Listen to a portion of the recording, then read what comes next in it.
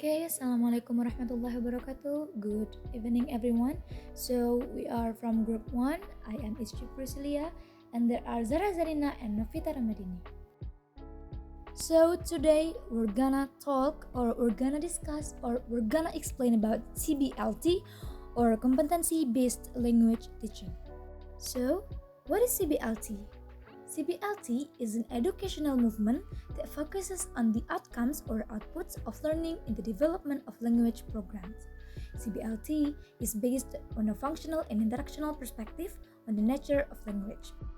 Okay, next, there is an approach which there's a theory of language and theory of learning.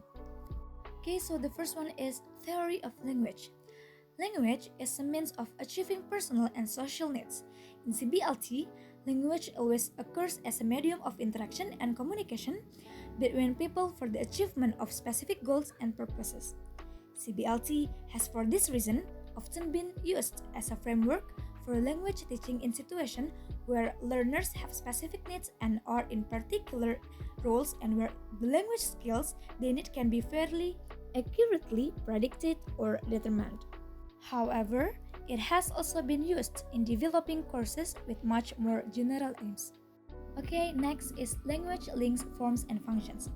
CBLT reflects the notion that language form can be inferred from language function. That is, certain life encounters call for certain kinds of language.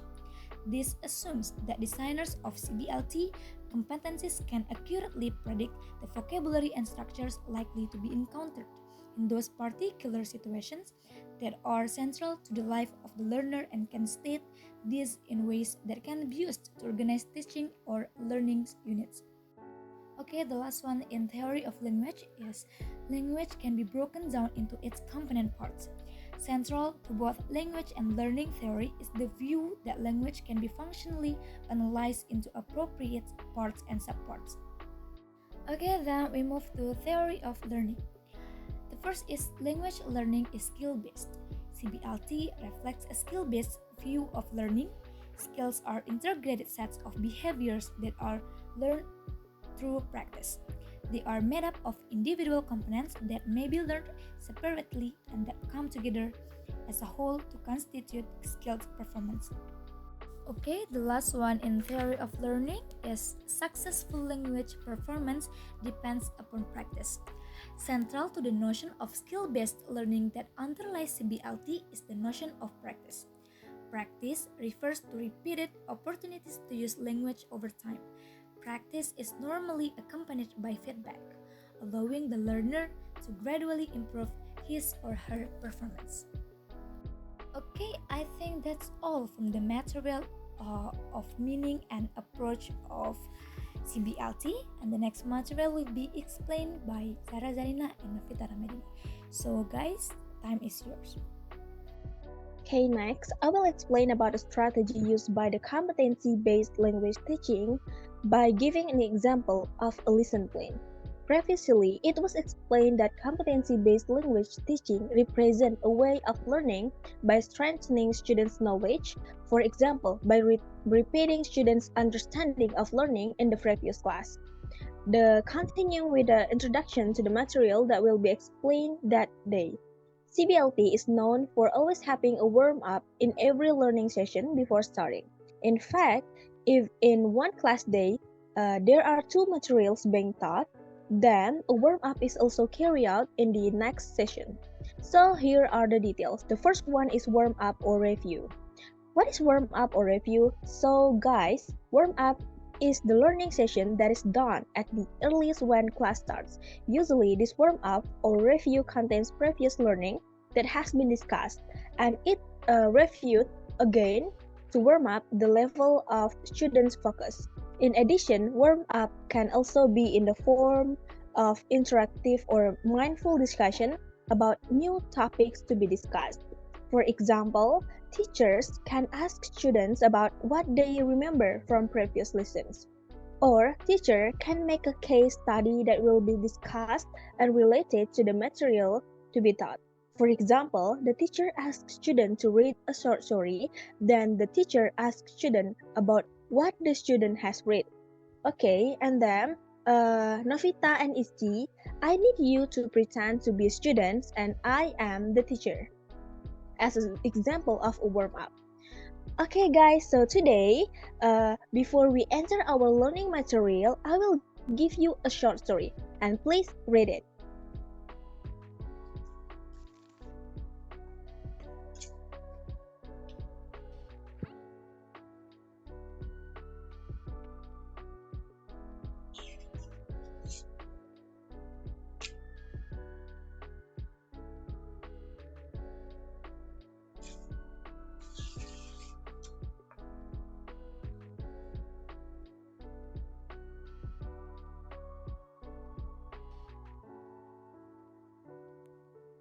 Okay, I think we have finished reading this. Okay, good. Now, I want to ask, what is an example of a combination or group of words? For example, there are two words, but they are combined, so they are only have one meaning. Okay, I think newspaper. Yes, and then? School bag. Yes, And good. then pizza box. Yes. Right here. Okay, and next? Then old man. And last one? Pretty girl, miss. Okay, pretty good. Thank you guys. So, that is an example of a praise. Okay, that is an example of a warm-up that a teacher can do before starting the lesson. Okay, next to introduction. Here, the teacher's job is to convey learning objective to students as well as convey that project they will do. This is done after the warm-up stage. For example, after the teacher asks his students to read and discuss, then the teacher will explain the material they will learn, namely phrases. 3. Presentation. At this stage, the teacher explains models, trains, new information, language, function, or language form that student will use in the lesson. Any presentation of new learning objective should be preceded by an introduction. At this stage, the method used is usually teacher-centered. Okay, for comprehension check. After the teacher make a presentation, the teacher will ask students to review the topic that have been discussed to see whether the explanation can be understood well by students. If not, then the teacher can repeat or add some things that are not understood by students. 5. Guided practice. The next, please. So, at this stage, the teacher gives assignment to students to start using English in short. Control activities. The teacher can provide written examples for students to read or can be practiced directly by each individual directly. 6. Communicative practice. At this stage, the teacher asks students to form groups or can be done in pair to practice English. This will train students' level of activity in class, either in practicing speaking skills, building students' self-confidence, or can help students have a good and enjoyable learning experience. 7. Evaluation. This is the final lesson stage where students demonstrate their knowledge of what they have learned by showing, explaining, analyzing, or reflecting on what they have learned during class. And 8. Application. This is the final step where students must expand their knowledge of the learning material to new situation in applying their knowledge to complete new and different activities.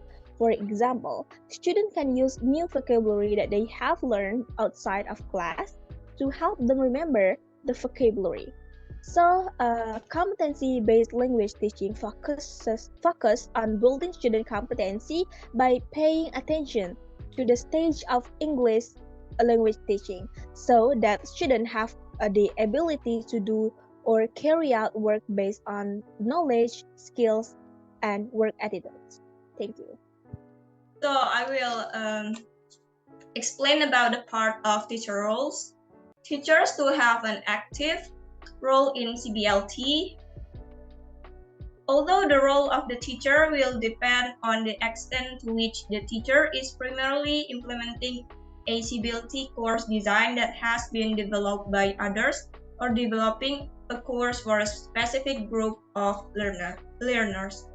First one is needs analysis. The teacher may be required to conduct a needs analysis of his or her students and is able to select suitable competencies based on the learner's needs.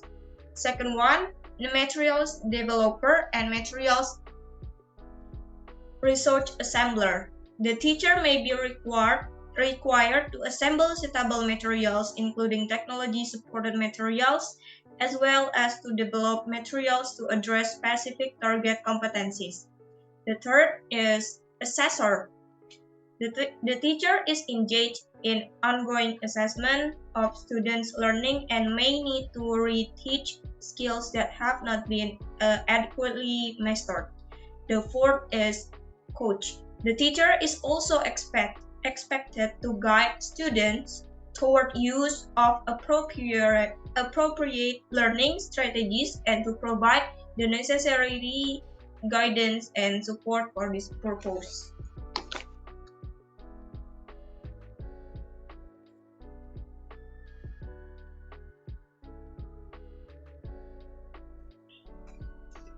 And the last part is advantage and disadvantage. So about the advantage of using CBLT are including, first one is a focus on successful functioning in society. The goal is to enable students to become autonomous individuals capable of coping with the demands of the world. Second, a focus on life skills.